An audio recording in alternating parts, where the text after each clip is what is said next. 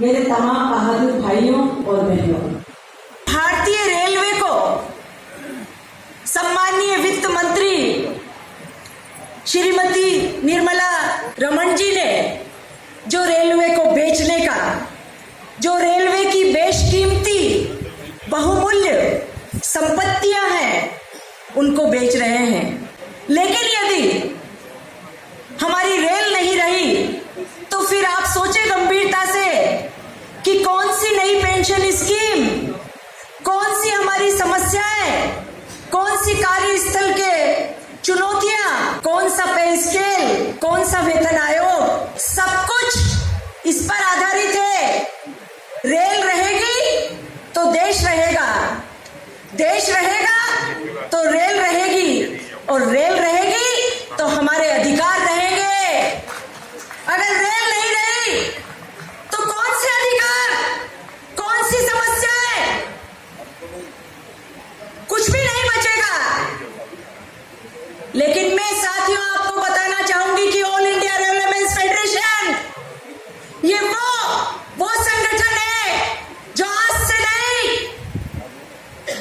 1920 और 24 से लेकर अब तक आपके बीच में आपको अधिकार दिलाए, सुविधाएं दिलवाई, रेल बढ़वाई, गाड़ियां बढ़वाई, कि रेल के अंदर 12.5 लाख कर्मचारी हैं और 7 लाख के करीब जो 2004 के बाद भर्ती हुए हैं। ठेकेदार के अंडर में काम कर रहे हैं 6 लाख कर्मचारी, तो 12 और 6 18 लाख कर्मचारी इस रेल उद्योग के अंदर आज भी काम कर रहे हैं। लेकिन साथियों, आप गंभीरता से विचार करना, आपका नेतृत्व कमजोर नहीं है। किसी ने कहा है कि फानूस बनकर जिसकी हिफाजत खुदा करे, इस संगठन को कौन कमजोर कर सकता है जिसका नेतृत्व शिव गोपाल मिश्रा जी जैसे नेता करे। साथियों, आप एक नारा देते हैं कि मिश्रा जी आगे बढ़ो, मिश्रा जी संघर्ष करो, हम तुम्हारे साथ हैं। अरे संघर्ष मिश्रा जी नहीं करेंगे, संघर्ष आपको करना पड़ेगा।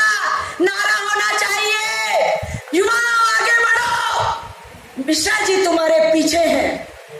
फेडरेशन कभी कमजोर नहीं रहा। जब भी आपकी लड़ाई आई है तब तक एआरएफ ने आपको आह्वान किया है। साथियों, आप आज यहां से जाकर एक संकल्प लेंगे यहीं पर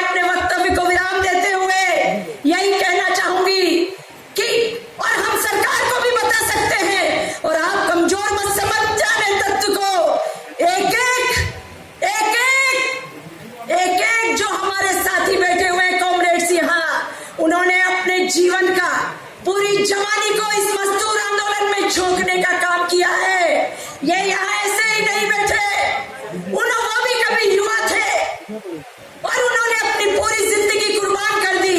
और जब बेटा जवान होता है तो पिता जवान बेटे की तरफ देखता है कि क्या करूं बेटा, बता तो ये लड़ाई बेटा लड़ेगा। और इस उद्योग के, इस हमारे फेडरेशन के बेटे आप हैं, आप नौजवान हैं। इसलिए साथियों, मैं सरकार से भी कहना चाहूंगी कि समंदर में मछलियां पकड़ने वालों, मेरी ध्यान सुनना, ये सरकार से कहना है, यदि ARS की ताकत को देखना है तो उसके युवाओं को ललकारना होगा। अरे ये वो शेर है, अरे ये वो शेर है जो लोहा भी काट देते हैं कागज की तलवारों से, कागज की तलवारों से।